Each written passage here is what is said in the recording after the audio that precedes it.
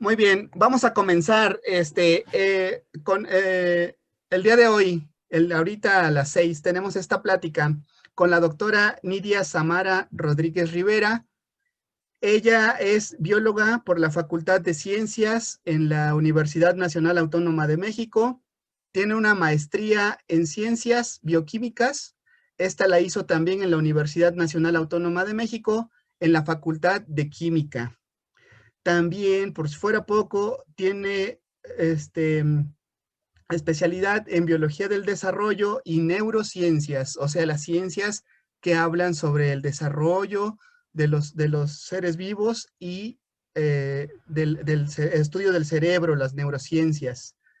También tiene un doctorado en ciencias biológicas, esta vez por la Facultad de Medicina de la Universidad Nacional Autónoma de México, con especialidad en farmacogenética, ¿sí?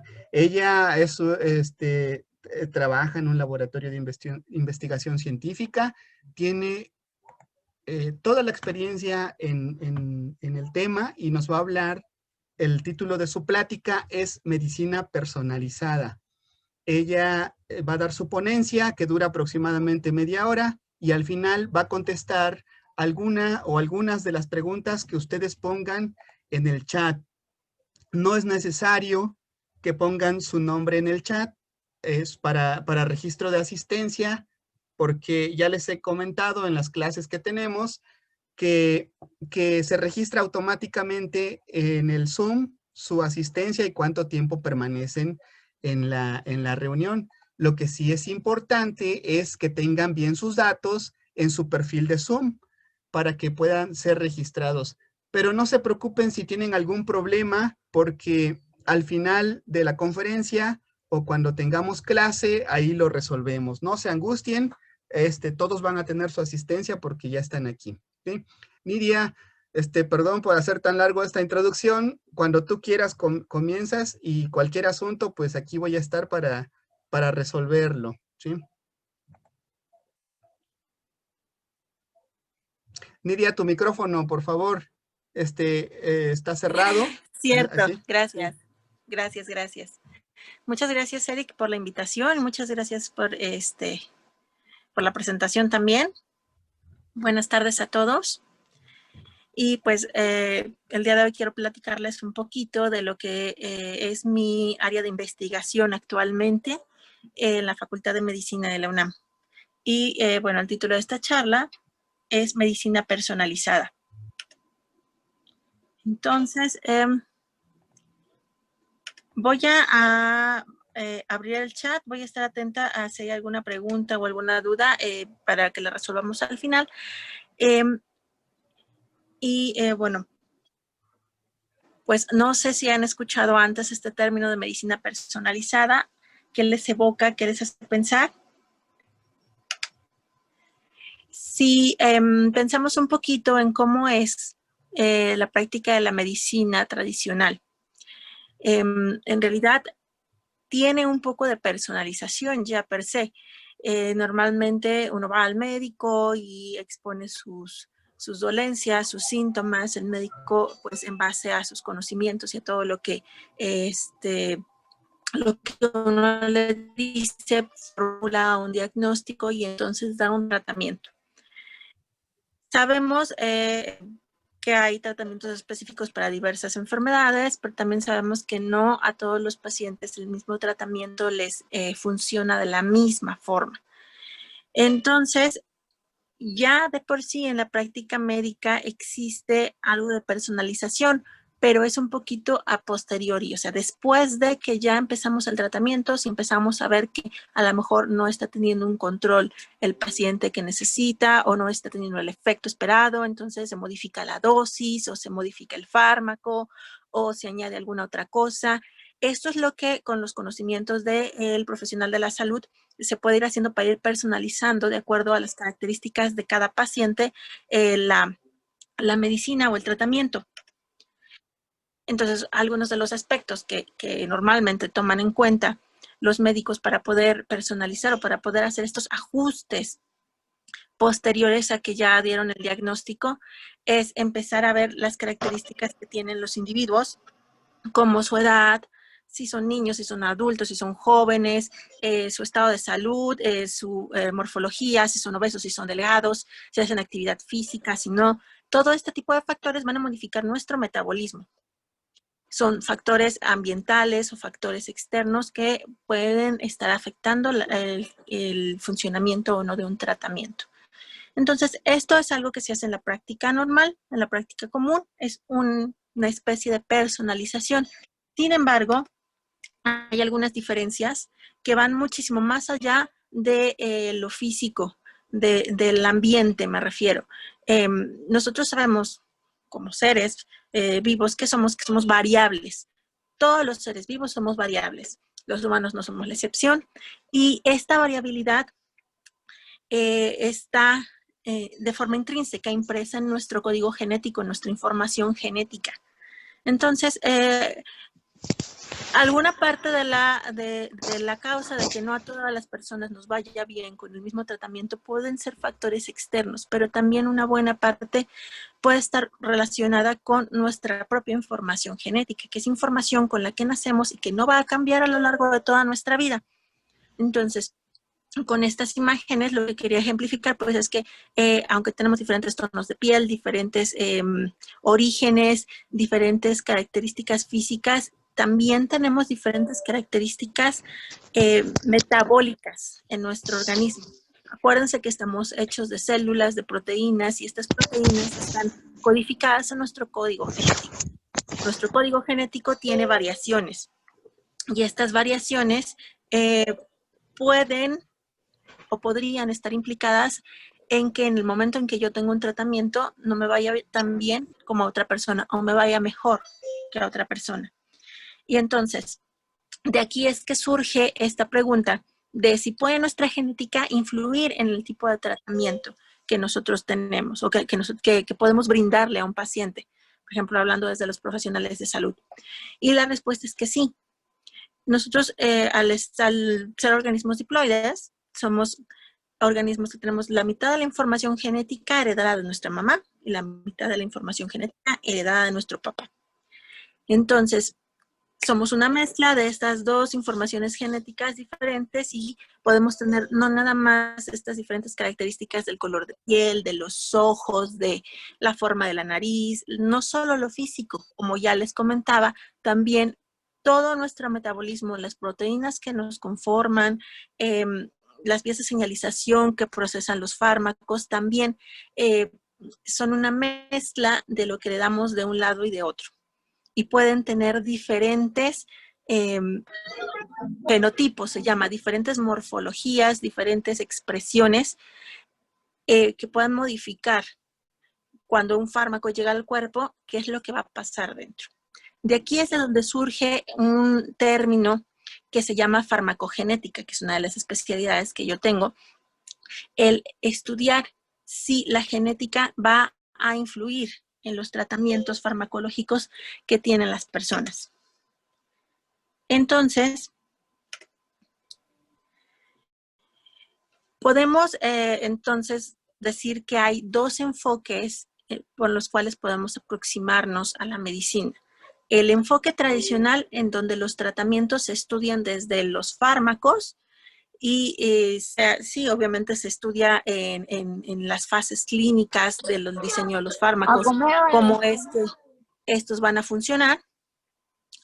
Y en base de estos estudios se diseñan los tratamientos que van a ir igual para todas las personas. Y ya después, conforme vayamos viendo si van reaccionando o no, se pueden ir haciendo los ajustes.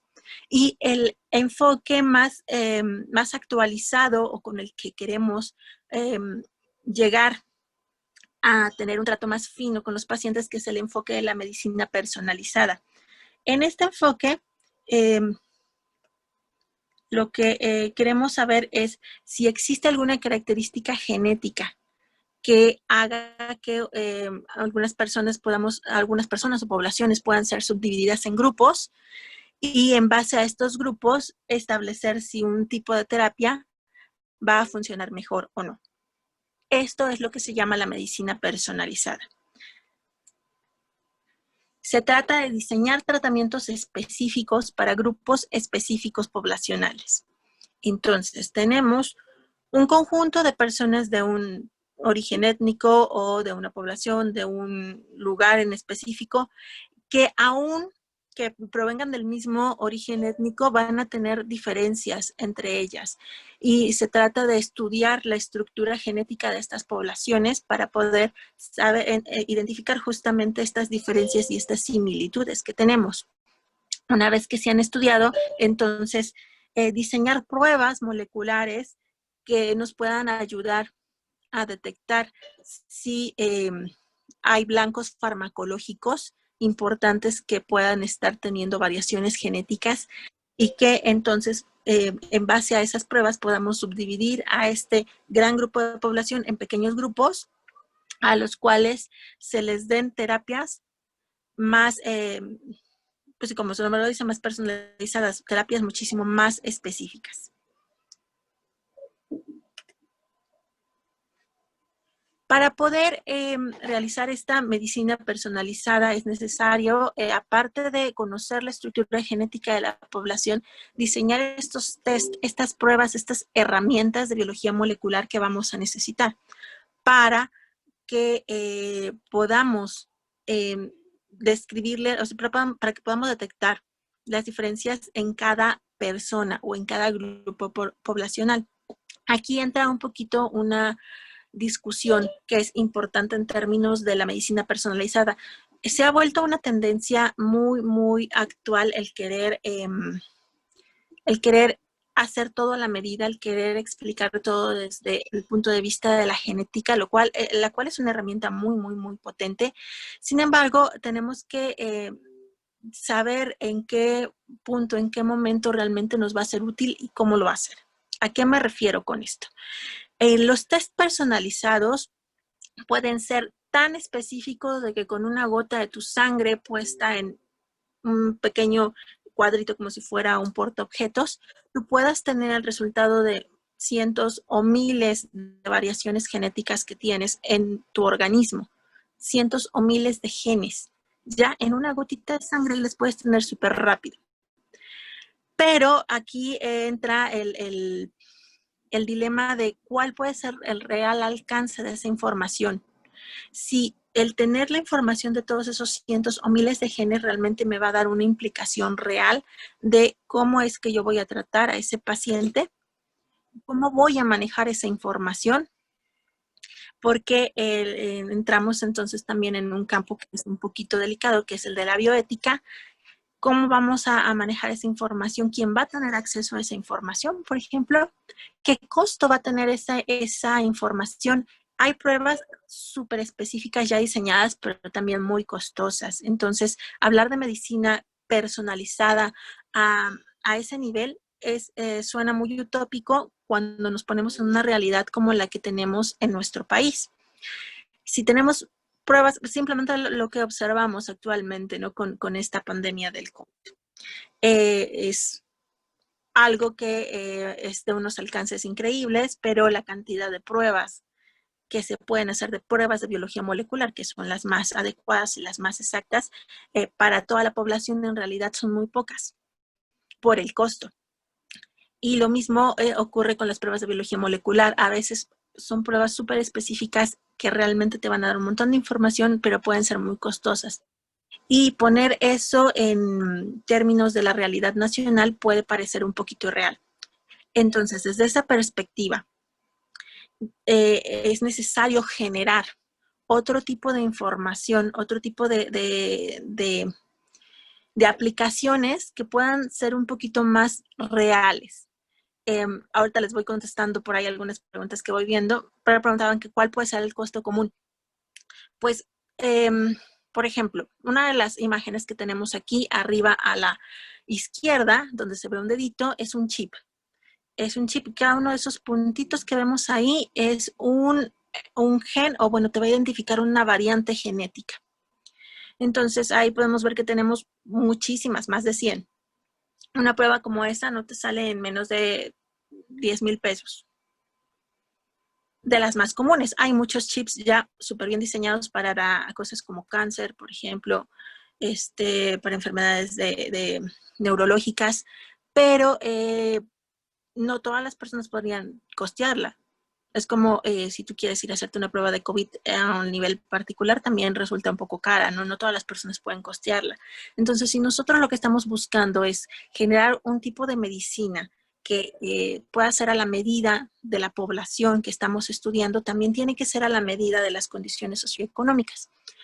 Una de las propuestas que tenemos, o que tiene mi grupo de trabajo, mi laboratorio, es no tirar tanto a este tipo de pruebas tan específicas, tan individuales, sino al hacer el análisis de la información que tenemos de nuestra población para poder justo detectar estos grupos poblacionales que pueden tener alguna característica que sea de riesgo o de ventaja en alguna patología.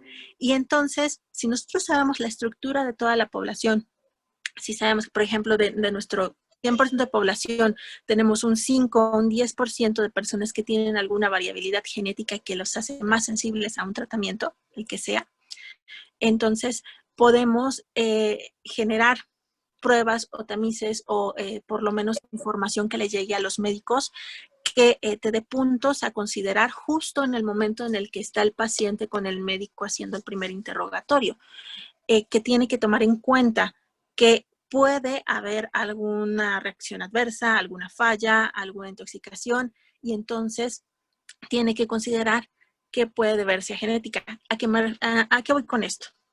Me voy a que quizá no sea necesario hacer todas estas pruebas individuales a toda la población, sino saber que tenemos un porcentaje de población que podría tener alguna característica. Y entonces, si detectamos algo que está pasando con un paciente que no se puede controlar o que no está funcionando el tratamiento igual que a otros, entonces podemos ya tener el antecedente de que existen estas variaciones e irnos directamente a buscarlas en este paciente.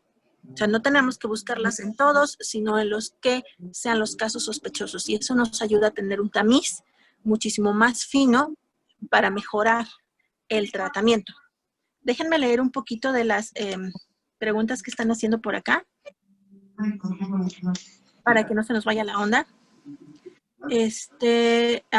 Bueno, hay algunas preguntas específicas de genética que podemos tratar al final. Bueno, podemos ver de esto de los test menos comunes. En realidad hay muchísimas herramientas que están en diseño y muchísimas que se pueden generar todavía. Pero si quieren, contestamos esto un poquito al final para no perder el hilo. Entonces, ya mencionábamos que la idea de poder generar medicina que sea personalizada tiene dos vertientes. Una que es irse específicamente a ir persona por persona, que resulta costoso, y otra que es indagar toda la población y entonces encontrar puntos en los cuales tienes que tomar atención cuando estás ya en la práctica clínica. Esto para los profesionales de salud. Entonces, hay algunas cosas que deben ser tomadas en cuenta cuando hablamos de medicina personalizada. Esto es, sí, tenemos que ver que lo que se proponga sea adecuado para las personas para las cuales va dirigido, que podamos generar pruebas, test o información adecuada que llegue hasta los médicos para que puedan saber que existen variantes genéticas que pueden estar implicadas en las enfermedades que tratan. Y también tener la interpretación adecuada de esta información. Justamente, si esta parte de generar herramientas de biología molecular es muy interesante, pero otra de las cosas que es muchísimo más necesaria cuando tenemos información de variantes genéticas que pueden estar afectando los tratamientos es hacer esta información accesible. ¿Y accesible a quién? Primero a quienes pueden hacer uso de ella en la toma de decisiones de los tratamientos, o sea, a los profesionales de salud, a los médicos, a quienes son tratantes. También hacer esta información accesible al público, este sería como el siguiente paso. Y para eso es muy importante generar herramientas de educación, generar etiquetas, marcas en las bases de datos en donde tenemos la información de los fármacos para poder por lo menos enterar a un médico, a un paciente, que si tienes tal enfermedad, por ejemplo, cáncer de mama, que es uno de los más estudiados, existen marcadores genéticos en los cuales yo me tengo que fijar para saber si un fármaco va a ser más efectivo o no. Por ejemplo, el tamoxifeno es uno de los fármacos que se utiliza muchísimo para el tratamiento del cáncer de mama. Y sabemos que existen algunos tumores con mutaciones genéticas que son resistentes al tamoxifeno. Entonces, sabemos, podemos poner en la nota médica del tamoxifeno que tenemos que buscar esos marcadores para saber si realmente el tratamiento va a ser efectivo o no, por ejemplo. Y entonces, este tipo de bases de datos que les pongo aquí es una base de datos donde encontramos información de muchos fármacos y tratamientos, donde cada vez empezamos a ver notas más como la que tenemos aquí abajo, que es de genética personal. O sea, ¿qué marcadores ya se conocen que pueden estar asociados con el tratamiento de esta enfermedad? Y bueno, específicamente hablando de lo que nos dedicamos en mi campo de estudio, en mi laboratorio a nosotros nos interesa justo trabajar la farmacogenética, o sea, las variaciones genéticas que puedan estar afectando el tratamiento de una enfermedad que es muy importante para nosotros los mexicanos, que es la diabetes mellitus tipo 2. Este es un grupo de enfermedades metabólicas que se caracterizan por problemas en la secreción de insulina y por lo tanto falta de control en los niveles de glucosa. ¿Por qué nos interesa esto? Bueno, porque aparte de que es una epidemia muy, muy importante a nivel mundial y a nivel nacional, es la tercera causa de muerte a nivel nacional, también es una de las principales comorbilidades que tenemos como población. Y sabemos, por datos de las encuestas nacionales de salud, que cerca del 75% de los pacientes que se encuentran bajo tratamiento, es decir, ya diagnosticados y ya en tratamiento, no están controlados. A pesar de que están recibiendo un tratamiento farmacológico que va siguiendo las guías de práctica clínica y que en teoría tendría que controlar los niveles de glucosa, no hay control. Entonces, ¿a qué se debe esta falta de control? Sí, están involucrados factores ambientales, falta de apego, la dieta, todo eso, pero a nosotros nos interesa indagar si hay también factores genéticos que estén involucrados. Entonces, hemos estado trabajando en esta línea de investigación durante algún tiempo ya en el laboratorio. ¿Y qué sabemos? Sabemos que existen algunas variaciones genéticas que sí están implicadas en las modificaciones de las respuestas a los tratamientos, a los fármacos que damos para tratar la diabetes. Y hay muy poca información acerca de estas variaciones en nuestra población mexicana. ¿Qué pasa? Que cuando se describen este tipo de variaciones se hacen en poblaciones como las caucásicas, como las asiáticas, que es en donde hay más estudios. En la población mexicana, ya muy recientemente apenas empezamos a tener un poquito más de información, pero realmente de unos 5 años para acá no había nada de información. Entonces, esa es otra de las cosas que nos interesa, saber si esas variaciones están presentes en nuestra población, en qué frecuencia, y entonces indagar si hay una asociación entre estas variaciones y estas diferencias que tenemos en el tratamiento. O sea, si alguna parte de las variaciones genéticas puede estar relacionada con que tengamos tan poco control en las personas diabéticas, aunque estén recibiendo el tratamiento farmacológico. Y entonces, si existe una relación, indagar si podemos establecer tratamientos diferenciales para mejorar el control. O sea, si yo ya sé que le estoy dando un fármaco a una persona que tiene una variación genética que lo hace de alguna forma resistente o que hace que no le funcione bien ese tratamiento, entonces me puedo saltar ese paso en lugar de seguirme años, meses o lo que sea, intentando dar con la dosis. Yo ya sé que no le va a funcionar, entonces, ¿qué otra alternativa tengo? Y de esta forma, ganamos tiempo, mejoramos el control, la calidad de vida de los pacientes también. Y entonces nos interesa saber cómo es nuestra población. ¿Por qué a pesar de que tenemos ese tratamiento no se está controlando? ¿Cuáles son estas variantes genéticas y a qué blancos terapéuticos, o sea, a qué proteínas a las cuales van y le pegan los fármacos están involucradas? y entonces y también saber cuáles son las variaciones en el metabolismo. Esta es otra de las cosas. Por aquí veo una manita levantada. A ver, señor Marco Paolo, no sé si Eh, quiera comentar algo. bueno, yo tuve a mi vuelta con cáncer, entonces a mí me explicaron que los tratamientos no van a reaccionar igual con todos porque el organismo es muy diferente a uno, o sea, cada quien va a aceptar la medicina conforme a su cuerpo lo reciba. ¿Estoy en lo correcto? Sí, esto tiene que ver con, esa es una forma un poco más general de explicar esa variación biológica que tenemos. ¿Y de dónde viene esa variación biológica? Porque no todos los cuerpos son iguales, pues porque genéticamente no somos iguales.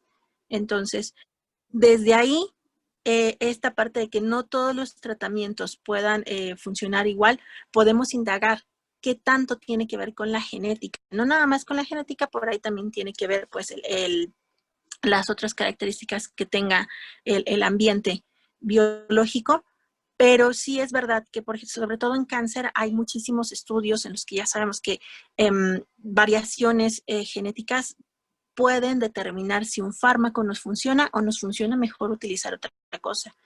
El problema es el hacer llegar este conocimiento justamente a los profesionales de salud y que sepan qué es lo que tienen que estar buscando para tener una herramienta más para poder elegir mejor el tratamiento. También tenemos por aquí la manita levantada de Tolentino Huerta Angélica. Espero haber contestado con eso la pregunta. Pero a ver, Angélica, Sí, ¿querías maestra, comentar algo? gracias. Sí, mi papá tiene diabetes y quería saber si yo tengo probabilidad de presentar diabetes a esta edad o más temprano. La diabetes definitivamente tiene un componente genético que puede ser heredable. Sí, sí lo tiene. Entonces, hay algo en lo que es muy importante que hagamos como una distinción. Por un lado están estos factores que nos predisponen a padecer o no enfermedades, que sería la genética de las enfermedades. Y sí, en enfermedades como diabetes, como algunos cánceres, hay algunos aspectos que nos pueden predisponer. No significa que te vaya a dar ahorita o después o en algún momento, sino que tú tienes factores que te hacen más sensible, algunos que te predisponen. Sin embargo, está todo lo ambiental, está todo lo que tú puedes controlar. La genética no la puedes cambiar, pero lo ambiental sí. Entonces, aunque tengas un factor hereditario que te predisponga, si tú controlas lo demás, lo ambiental, la dieta, el ejercicio, tu peso, en fin, tu metabolismo, lo más probable es que no presentes la enfermedad. Quizá estás un poquito más en riesgo que una persona que no tenga antecedentes de diabetes, pero lo puedes controlar. O sea, de cuenta que no es nada más lo puro genético. Lo genético no determina para nada todo.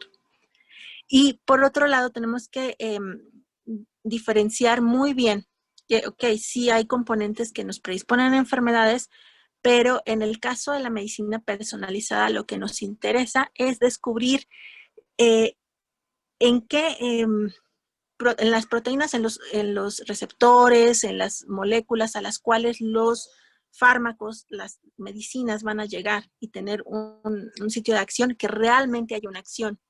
Normalmente tenemos un receptor y llega el fármaco y se pega y entonces tenemos una señal, una serie de señales que van a tener un efecto. Si este receptor, por su herencia genética, no es de esta forma, sino que es así, porque su estructura genética dice que tiene alguna variación, entonces a lo mejor el fármaco va a llegar y no se va a pegar tan bien. Y entonces ahí es en donde tenemos este tipo de variaciones en las respuestas que corresponden a lo que estudiamos en la farmacogenética, que es un poquito diferente. Espero haber contestado tu pregunta. Voy a ver, por aquí tenía otra manita levantada. De Ana Laura. Ana Laura Sánchez, ¿querías comentar algo? Sí, por ejemplo, si mi abuela tuvo cáncer y supongamos que yo puedo heredar ese cáncer o algo parecido, o alguna de las enfermedades que ella ha tenido. Es justamente lo que estábamos comentando hace un momento. Algunas enfermedades tienen partes que pueden ser heredables, pero no significa que al 100% si mi abuela o mi mamá tuvo algo, a mí me va a dar. Tenemos un porcentaje de probabilidad que nos hace quizá un poquito más sensibles a otras personas que no tengan familiares directos que hayan tenido este tipo de enfermedades. Pero eso solamente es un porcentaje. Nuevamente, si controlamos todo lo demás que está alrededor, que es lo ambiental, lo físico, la alimentación, lo que está en contacto con nuestra piel, entonces aunque yo tenga este pequeño porcentaje de probabilidad, pues puede ganar el resto del porcentaje que yo estoy controlando y entonces no lo voy a presentar. Ok, ¿sí vamos bien por ahí? Bueno, creo que hay bastantes preguntas. Entonces, antes, bueno, voy a darle la palabra aquí a algunos que tienen la manita levantada y ahorita leo lo que habían puesto en el chat. Aquí tenemos a Evelyn Aritzi Velázquez.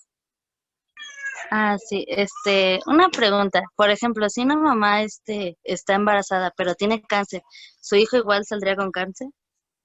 No. Recuerden algo. La mayor parte de las enfermedades no son 100% genéticas.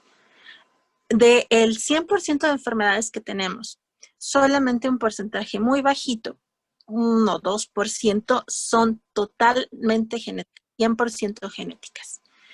Entonces, la mayoría de las enfermedades son sumamente complejas y tienen muchas causas. Causas ambientales, causas físicas, una parte genéticas, pero no es un efecto de todo o nada. Y es un poquito lo que han estado preguntando todos hasta ahorita. Solo las enfermedades que son 100% genéticas, pues sí, si tú la tienes, se la vas a heredar a uno de tus hijos y esto depende mucho de en qué gen lo tengas. Yo creo que, no sé si ya habrán visto un poquito de genética por ahí, pero tenemos algo que se llama los modelos mendelianos, donde hay un gen que domina y uno que no domina. Porque acuérdense que la mitad de la información nos la da nuestra mamá y la otra mitad nos la da nuestro papá. Entonces, de todos los genes tenemos 2 copias. La copia del papá y la copia de la mamá. Si uno está mal, pues tenemos el otro de respaldo, ¿no? Entonces, a veces ese respaldo, pues es el que se va a expresar. Y en estas enfermedades que son tan complejas como el cáncer, como la diabetes, como muchísimas otras, no son 100% genéticas. Sabemos que hay algunos aspectos que sí se heredan, que son heredables, pero repito, es un porcentaje. Es como si mi papá tuvo cáncer, entonces, o mi mamá tuvo cáncer de mama, entonces yo sé que tengo que estar pendiente de algunas características porque tengo más sensibilidad, pero no significa que me va a dar. Significa que si me pongo en contacto con sustancias que son tóxicas, cancerígenas, si fumo, si no hago ejercicio, si tengo una dieta muy mala, voy incrementando mis posibilidades. Pero esas son cosas que yo puedo controlar. Lo ambiental, lo físico. Veo que están como muy interesados en el aspecto del cáncer. Déjenme leer un poquito lo que está en el chat porque creo que están poniendo bastantes cosas. Ahorita voy a ir buscando algunas preguntas. Por ejemplo, preguntan cómo se puede controlar la diabetes o cuáles son las complicaciones de la diabetes. Bueno, específicamente diabetes es mi tema de estudio. Entonces, ¿cómo se puede controlar? Pues teniendo una dieta adecuada, haciendo ejercicio, cuidando el peso. Y en el aspecto farmacológico hay muchos fármacos que nos ayudan a mantener un control. Se llaman hipoglucemiantes, no es necesario que entremos en el detalle, hay muchísimos tipos, como 6 familias, aparte está la insulina, y entonces, si aparte del tratamiento llevamos un control de todos estos aspectos ambientales, seguro que vamos a poder tener un mejor control. Pasa en algunos casos, no en todos, que a pesar de todo eso, falla el control y es en esos casos en los que justo es necesario indagar con muchísimo más fuerza si hay algo genético que no hayamos visto y que tengamos que estar controlando. Voy a seleccionar algunas preguntas, porque afortunadamente hay muchas, pero para ir al tiempo. Nos preguntan si la diabetes se puede erradicar.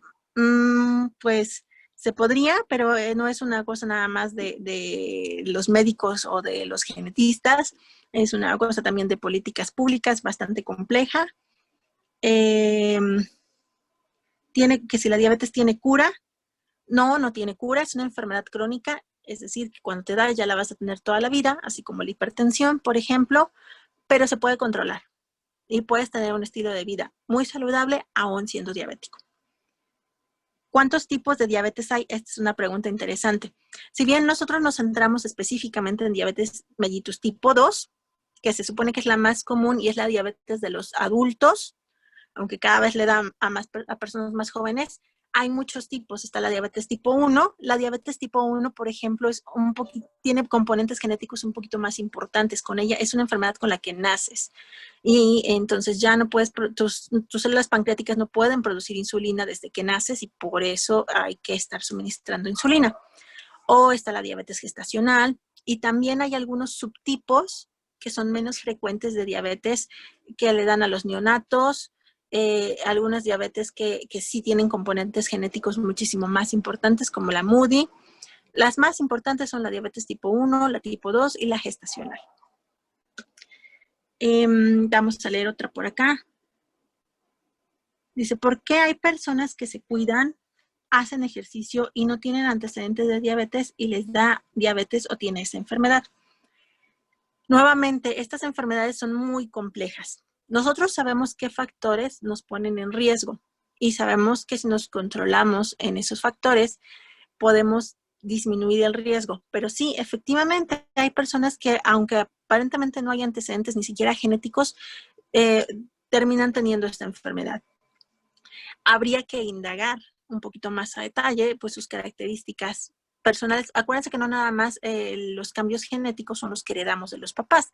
También nosotros mismos, cuando estamos en nuestro desarrollo, si hay por ahí algún error, alguna falla en el programa, por así decirlo, podemos generar mutaciones de nuevo, mutaciones nuevas, y es poco probable, pero podría ocurrir y podría ser una de las razones de que alguien que no tenga antecedentes genéticos y que aparte se cuide, pues pueda tener esta enfermedad. No sé cómo andamos de tiempo, Eric. Hay bastantes preguntas y bastantes dudas, pero tú me vas diciendo, me das la pauta. Sí, Nidia, tenemos 5 minutos más todavía si gustas responder o hasta que tú quieras.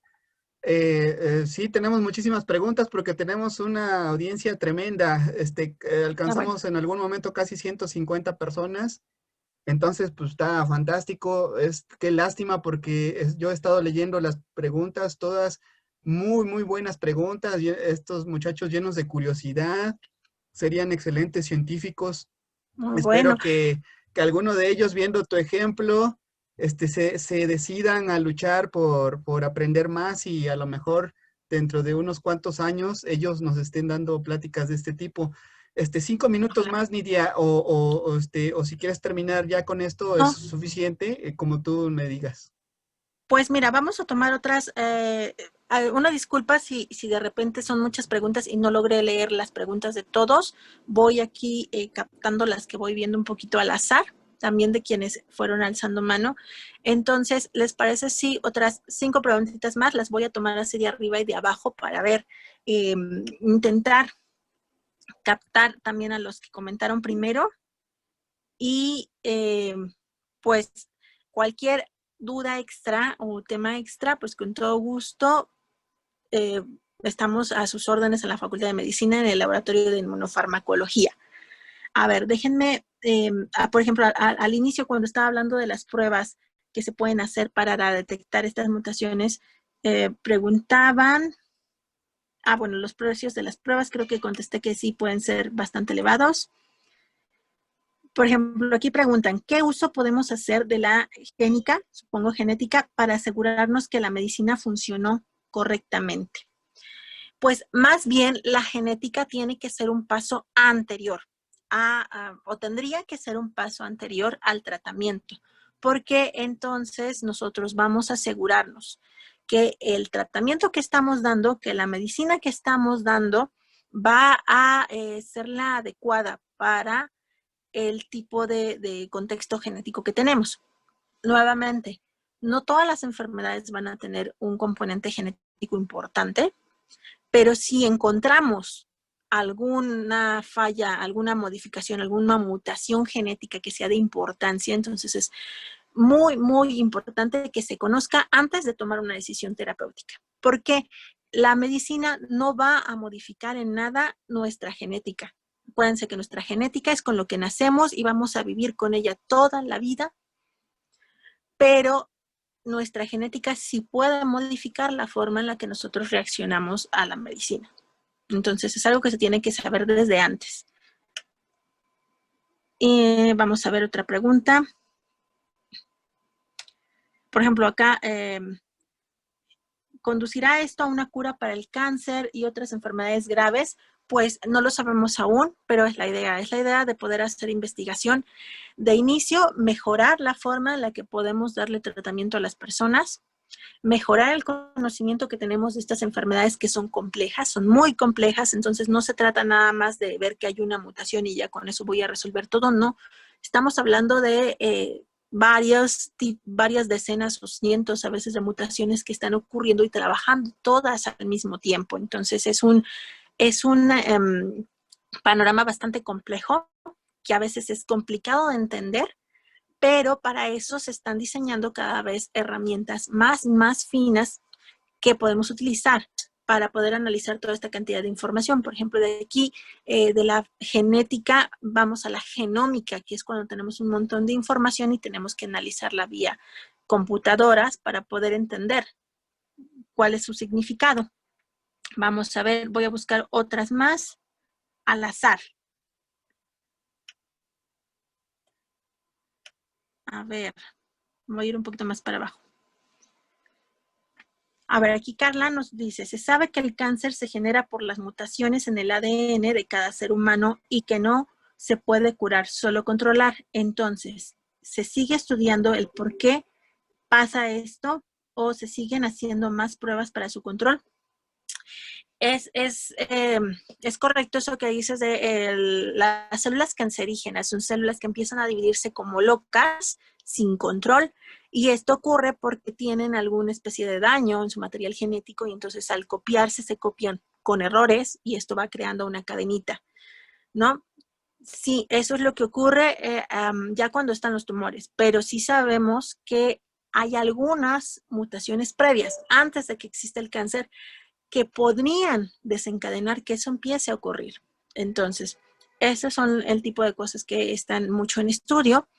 También sabemos que el tumor como tal, que ya es un conjunto de células que tienen mutaciones, tiene su propio genoma, tiene su propia información genética y también esta información genética va a hacer que puedan responder o no a un tratamiento. Entonces, sí es muy importante seguir estudiando tanto la genética del origen del cáncer como la genética del tratamiento del cáncer, la farmacogenética del cáncer. ¿Se siguen haciendo pruebas para el control? Claro que sí, muchos tipos de cáncer. De hecho, son muy variados. No es lo mismo hablar de un cáncer de mama que de un cáncer cervicuterino, que de un cáncer de colon o que de un cáncer de cerebral, porque si bien comparten esto de que hay daño en la información genética y división como locas, son células muy diferentes expresando genes bien diferentes. Entonces, cada uno de ellos es un mundo de estudio. Da para muchísimo. Y bueno, vamos a tomar una última pregunta, porque ya me extendí creo que un poquito. La última del día de hoy.